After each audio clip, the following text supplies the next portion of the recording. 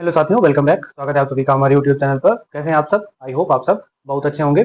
आज से हम लोग रसायन विज्ञान में स्टार्ट करने वाले हैं हेलो एल्कीन तथा हेलो एरीन, जो कि इंटरमीडिएट का आपका ऑर्गेनिक केमिस्ट्री का पहला टॉपिक हो जाता है। तो यहाँ पर आज से श्री गणेश हो जाता है हेलो एल्कीन और हेलो एरीन का। ठीक है, अगर आप इंटर में अच्छे नंबर लाना चाहते हैं, जाहिर है लाना चाहते होंगे, तो यहाँ आप इस चैनल से जुड़ करके किसी भी विषय की तैयारी कर सकते हैं। किसी भी विषय में अगर आपको कोई भी डाउट है तो उसे कमेंट बॉक्स में लिख सकते हैं और उसका सॉल्यूशन आपको अगली वीडियो में प्रोवाइड करा दिया जाएगा। लेटेस्ट सिलेबस के अनुसार यहाँ पर तैयारी करवाई जा रही है, जो कि आपका सेशन 2026-27 होगा। इसमें कि आपको प्रत्येक विषय से संबंधित सभी चीजें फ्री में उपलब्ध करा दी जाएंगी। वीडियोज चैनल पे लगातार अपलोड किए जाते हैं, तो इसलिए चैनल को सब्सक्राइब कर लें और अपने साथियों में ये चीज बता दें ताकि सभी लोग इससे जुड़ सकें। ठीक है भैया, तो हम शुरू करते हैं हेलो एल्केन तथा हेलो एरीन। ठीक है, साथ ही साथ हाई स्कूल के भी वीडियोस लगातार अपलोड किए जा रहे हैं। हाई स्कूल में भी साइंस से संबंधित अभी साइंस के वीडियोस आ रहे हैं, फिर इसके बाद फिजिक्स में, मैथ में और इंग्लिश में, इसके बाद हिंदी के भी जो भी इंपॉर्टेंट टॉपिक हैं वहां से भी कवर किया जाएगा। ठीक है, तो निश्चिंत होकर आप इस चैनल से जुड़ जाएंगे ताकि आपकी तैयारी अच्छी हो सके। ठीक है, तो यहाँ हम देखते हैं हेलो एल्केन से। आपने हाई स्कूल में कहीं ना कहीं एल्केन पढ़ा होगा। एल्केन, ठीक है। एल्केन देखना दो शब्दों से मिलकर बना होता है, एक होता है एल्क और एक होता है एन। अच्छा, ये एल्केन आया कहाँ से? हाइड्रोकार्बन आपको पढ़ाया गया था, हाइड्रोकार्बन जिसमें कार्बन और हाइड्रोजन हो। ठीक है, कार्बन की जो चतुष्कोणीय यानी चतुष्टार बॉन्ड बनाने की जो प्रवृत्ति होती है, यानी कि कार्बन चार संयोजकता वाले बंध बनाता है जो कि सह संयोजी बंध होते हैं। इससे क्या होता है, कार्बन की लंबी श्रृंखला बन जाती है। कैटेनेशन इसको कहते हैं, कार्बन के श्रृंखलन का गुण इसको कहा जाता है कार्बन की इस प्रवृत्ति से। और यहीं से जन्म होता है कि संतृप्त और असंतृप्त जो हाइड्रोकार्बन होते हैं दो प्रकार के पाए गए, एक संतृप्त यानी सैचुरेटेड और दूसरे असंतृप्त यानी कि अनसैचुरेटेड। जो संतृप्त हाइड्रोकार्बन होते हैं वो होते हैं एल्केन, जैसे कि मेथेन, एथेन, प्रोपेन, ब्यूटेन। और जो असंतृप्त होते हैं वो होते हैं एल्कीन और एल्काइन। एल्कीन में क्या होता है, जैसे एथीन, और एल्काइन में क्या होता है, एथाइन, प्रोपाइन। ठीक, उसमें आइन आता है, वो IUPAC नामकरण का प्रोसेस है। तो यहाँ से एल्केन आया हाइड्रोकार्बन से। इसमें जो एल्क है, एल्क को हम लोग कहते हैं कार्बन, और एन मतलब होता है सिंगल बॉन्ड। ठीक है, एन मतलब क्या होगा, सिंगल बॉन्ड। एल्केन का सामान्य सूत्र भैया होता है CnH2n+2। अभी आज के वीडियो में हम यहाँ भूमिका बना रहे हैं क्योंकि हेलो एल्केन का नामकरण बहुत महत्वपूर्ण हो जाता है, ताकि नामकरण में जो रिएक्शन है वो आपको आसानी से समझ में आती है। क्योंकि अगर कोई यौगिक है, अगर उसका नाम ही नहीं पता है आपको, तो फिर अभिक्रिया क्या करवाएंगे।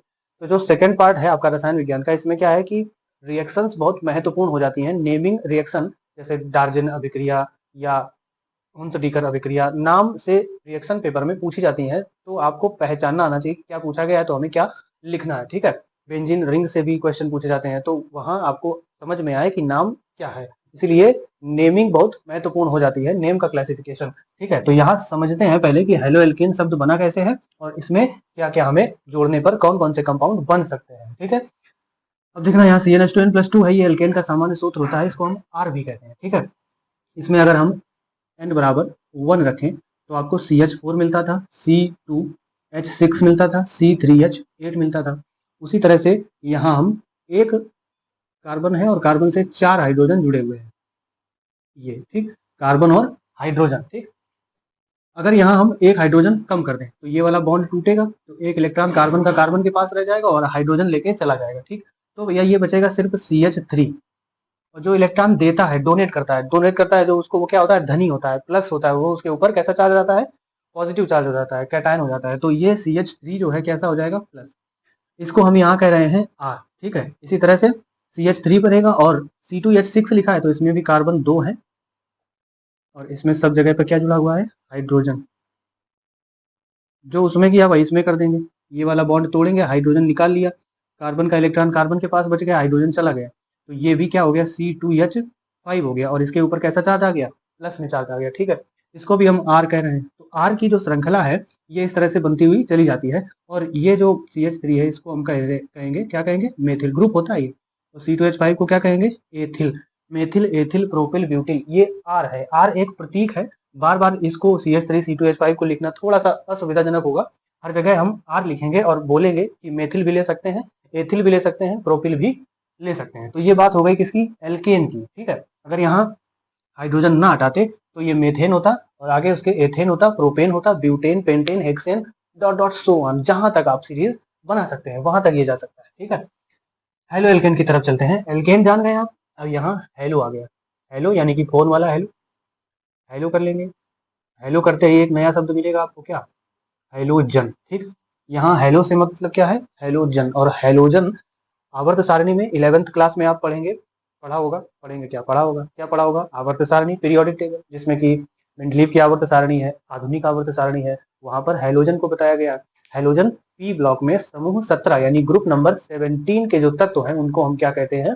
हेलोजन कहते हैं। ठीक, हेलोजन कहते हैं। अब हेलोजन में कौन कौन से तत्व आते हैं? फ्लोरीन पहला, फिर क्लोरीन, फिर ब्रोमीन, फिर आयोडीन, फिर एसिटेटिन। ठीक है, यहाँ जो एसिटेटिन है वो रेडियो एक्टिव कंपाउंड है, उसको हेलोजन में शामिल नहीं करते हैं। तो हेलोजन जो मुख्यतः होते हैं वो आपके फ्लोरीन, क्लोरीन, ब्रोमीन और आयोडीन। इसमें भी जो रासायनिक अभिक्रियाएं होती हैं उसमें भैया फ्लोरीन को ज्यादातर नहीं लिया जाता है, किसी किसी रिएक्शन में लिया जाता है। क्यों लिया जाता है उसका कारण आप चैप्टर में समझेंगे, यहाँ सिर्फ इतना जान लीजिए कि फ्लोरीन।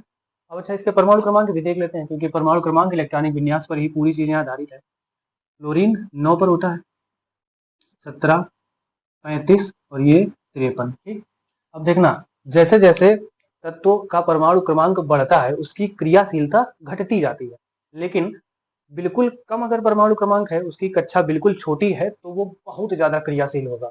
यानी कि जो सबसे पहला तत्व है आपका वो है फ्लोरीन, और फ्लोरीन इतना ज्यादा क्रियाशील होता है कि रासायनिक अभिक्रिया जब इसकी करते हैं तो आग लग जाती है, एक्सप्लोजन हो जाता है। इसलिए फ्लोरीन को रिएक्शन में नहीं लिया जाता है, कहीं कहीं लिया जाएगा, ठीक है, उत्प्रेरक के रूप में लिया जाएगा, जहां पर स्लो रिएक्शन होती है, बहुत स्लो होती है, वहां थोड़ा सा फ्लोरीन डाल दे तो बिल्कुल क्या कहते हैं कि आग में घी का काम करता है। ठीक है, तो इसलिए फ्लोरीन जरूरत के हिसाब से लिया जाता है, ज्यादातर आप मान के चलेंगे कि नहीं है लिया जाएगा। ठीक है, और उसकी जगह लिया कौन जाएगा? अब थोड़ा सा ये बहुत क्रियाशील होता है, फ्लोरीन सबसे सुइटेबल क्रियाशील होता है कि आराम से क्रिया करता है, ना जलता है ना बुनता है, मैंने जितनी जरूरत है उस हिसाब से क्रिया करता रहता है। तो क्लोरीन, ब्रोमीन और आयोडीन ये तीन जो है मुख्यतः रिएक्शन में लिए जाएंगे, रासायनिक अभिक्रियाओं में यही भाग लेते हैं ज्यादातर, जहां एफ लिया जाएगा बताया जाएगा। और हेलोजन तो हम लोग एक बड़े से चिन्ह एक्स से प्रदर्शित करेंगे, और इस एक्स का मतलब होगा Cl, Br और I। Cl यानी क्लोरीन, जान गए होंगे, Br यानी ब्रोमीन, और I यानी आयोडीन। ये हो गया आपका क्लोरीन, ब्रोमीन, आयोडीन, जो कि क्या है? हेलोजन। और एल्केन जानी गए। ठीक, तो एल्केन जो है वो हो गया R, और हेलोजन जो हो गया वो क्या हो गया? X। यानी हमें पढ़ना है किसके बारे में? RX के बारे में। ठीक है भैया, तो R आपका क्या है? एल्केन, और X क्या है? हेलोजन। तो ये क्या हो गया? Halo alkane. ठीक है, तो हमें RX के बारे में पढ़ना है। ठीक है, अब इसमें देख लेते हैं कुछ चीजें बनती कैसे हैं। जैसे कि CH, R का मतलब अभी हमने पढ़ा, क्या पढ़ा? CH3 होता है, 1 2 3 हाइड्रोजन है। X का मतलब Cl। अब देखना, यहाँ हाइड्रोजन हमने हटाया था, प्लस में चार्ज था इसके पास। क्लोरीन है, क्लोरीन का परमाणु क्रमांक 17, 2 8 7 इसका इलेक्ट्रॉनिक विन्यास। अब ये कार्बन CH3 लिखा हुआ था, और CH3 के ऊपर क्या था? प्लस में चार्ज था, क्योंकि यहाँ बॉन्ड तोड़ा था, तो कार्बन के ऊपर प्लस चार्ज था। तो जब प्लस चार्ज जिसके पास होता है वो बिलबिलाता जाता है, समझ रहे हो ना? बिलबिलाएगा तो प्लस चार्ज किसकी तरफ जाएगा? माइनस की तरफ। और माइनस कहाँ है? क्लोरीन के पास। ठीक, क्योंकि क्लोरीन का अंतिम कक्षा में जो इलेक्ट्रॉन है क्लोरीन के पास वो 7 है, यानी एक इलेक्ट्रॉन अगर इसको कोई दे दे, एक इलेक्ट्रॉन लेने के लिए ये बहुत ज्यादा बेचैन है। ठीक है, आतुर है, तो एक इलेक्ट्रॉन ये किससे लेता है? इसी वाले कार्बन से लेता है। तो एक इलेक्ट्रॉन जैसे ही ये लेता है कार्बन से, तो इसकी कक्षा में भैया कितने इलेक्ट्रॉन हो जाते हैं? 8। जैसे पानी पी के शांति मिलती है ना, शरबत पी के, वैसे ही इसको भी शांति मिलती है एक इलेक्ट्रॉन लेकर के। क्लोरीन जैसे ही कार्बन से एक इलेक्ट्रॉन लेता है वैसे ही इसकी कक्षा भर जाती है, पेट भर जाता है, तो ये स्थायी हो जाता है। कार्बन भी खुश, क्लोरीन भी खुश। ठीक है, तो ये कार्बन के 4 बॉन्ड बन गए और क्लोरीन भी इसमें जुड़ गया। अब ये R हो गया और ये X हो गया, तो क्या मिल गया भैया हमें? RX मिल गया, और यही क्या हो जाता है? हेलो और एल्केन। तो यहाँ हमने सफलतापूर्वक एल्केन से हेलो कर लिया, हाथ मिला लिया है एल्केन से, तो ये हेलो एल्केन हो जाता है। अच्छा, नामकरण की बात कर लें, जब भी ClBr किसी भी तत्व के साथ लिखा होगा एल्केन श्रृंखला में तो उसको पहले लिखेंगे।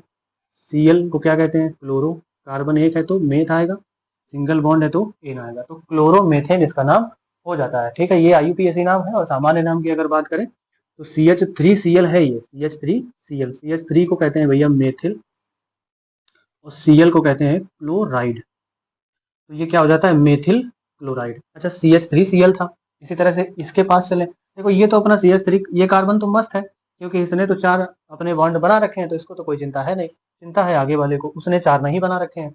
उसके ऊपर प्लस चार्ज आ गया है, हाइड्रोजन हटाया था तो प्लस चार्ज आ गया, तो वो भी क्या बिल बिला रहा है, तड़प रहा है, उसको भी क्या चाहिए, एक इलेक्ट्रॉन चाहिए, और वो इलेक्ट्रॉन कौन देता है, हेलोजन देता है। तो हेलोजन जब देगा तो CH3 की जगह क्या हो जाएगा, C2H5, Cl भी जोड़ सकते हैं। अच्छा यहाँ Br भी लिख सकते हैं, तो जब Br लिख देंगे तो यहाँ क्लोराइड की जगह ब्रोमाइड हो जाएगा।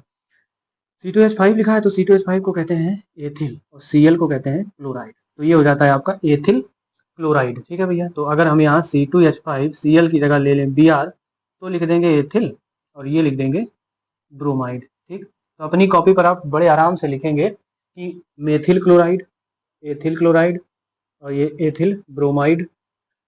पहले Cl सब में जोड़ेंगे फिर I जोड़ेंगे तो यहाँ पर आयोडाइड हो जाएगा। तो एक कंपाउंड के 3 नाम हो जाएंगे, मेथिल क्लोराइड, मेथिल ब्रोमाइड और मेथिल आयोडाइड। इसी तरह से दूसरे के हो जाएंगे एथिल क्लोराइड, एथिल ब्रोमाइड और एथिल आयोडाइड। इसी तरह से तीसरे के भी हो जाएंगे। ठीक है, propyl, butyl, pentyl, heptyl, hexyl, ये सब पूरे नाम हो जाते हैं यहाँ पर। तो ये आपका हो जाएगा हेलो एल्केन का नाम। ठीक है, अब यहाँ मोटा मोटा जान लेते हैं हेलो एरीन के बारे में। ठीक है भैया, हेलो एरीन क्या होते हैं।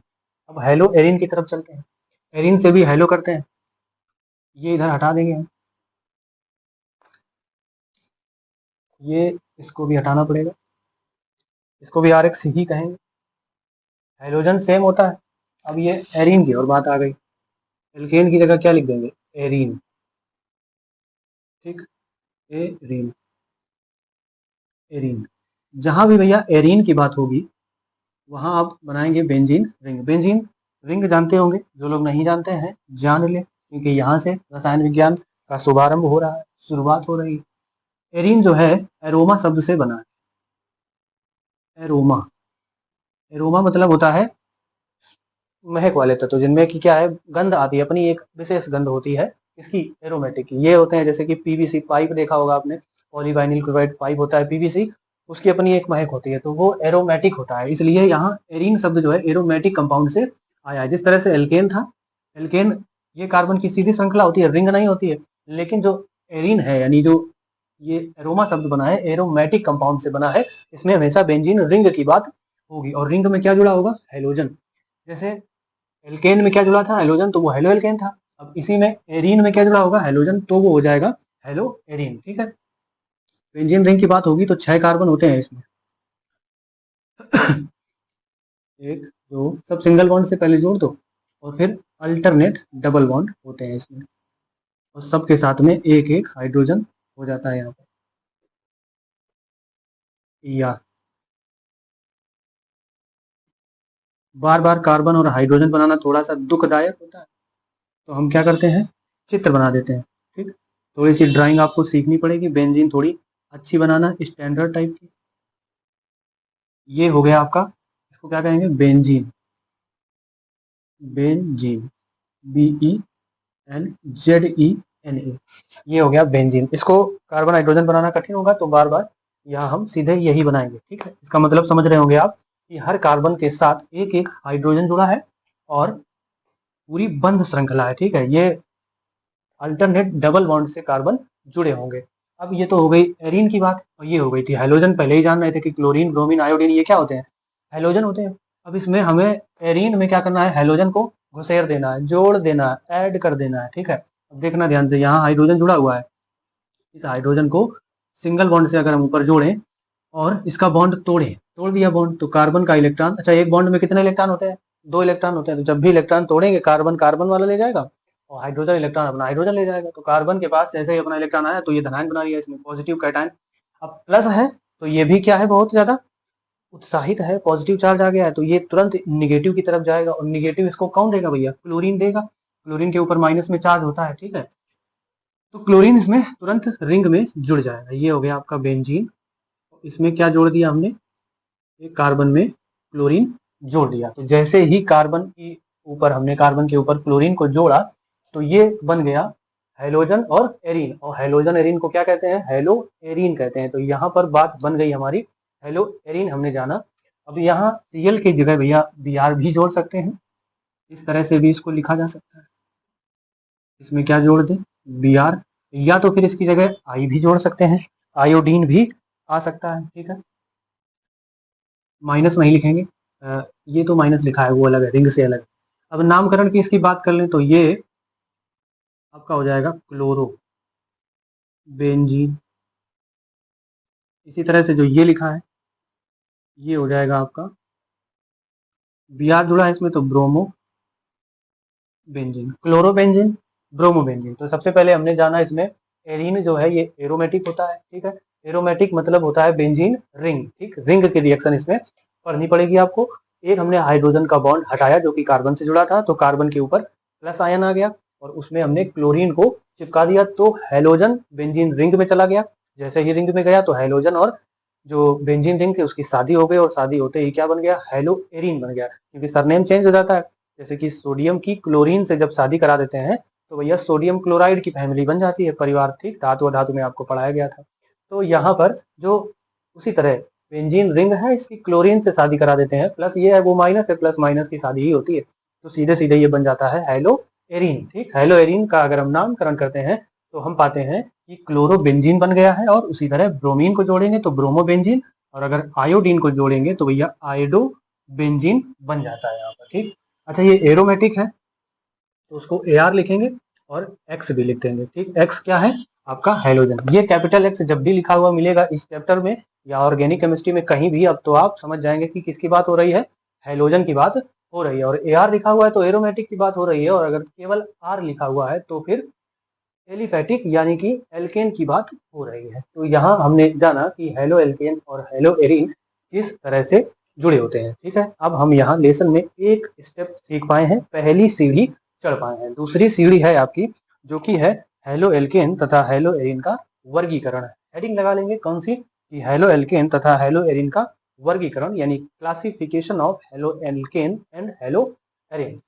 तो क्लासिफिकेशन में हम सीखेंगे नामकरण, इसमें क्लोरीन किस जगह पे जोड़ते हैं या ग्रुप किस तरह से आता है तो उसका नाम क्या बदल जाता है और क्या इसकी क्रियाशीलता होती है, संकरण के आधार पर क्रियाशीलता क्या होती है और बिना संकरण के आधार पर क्रियाशीलता इसकी कैसे बदलती है, इसकी हम बात करेंगे अगले वीडियो में, ठीक है भैया। तो यहाँ आज से आपका केमिस्ट्री का श्री गणेश हो गया है, तो सभी दोस्तों को बता दीजिए और वीडियो को शेयर कर दीजिए। चैनल को सब्सक्राइब नहीं किया है तो चैनल को सब्सक्राइब जरूर कर लें। तो इस वीडियो में इतना ही, मिलते हैं नेक्स्ट वीडियो में, तब तक के लिए जय हिंद जय भारत।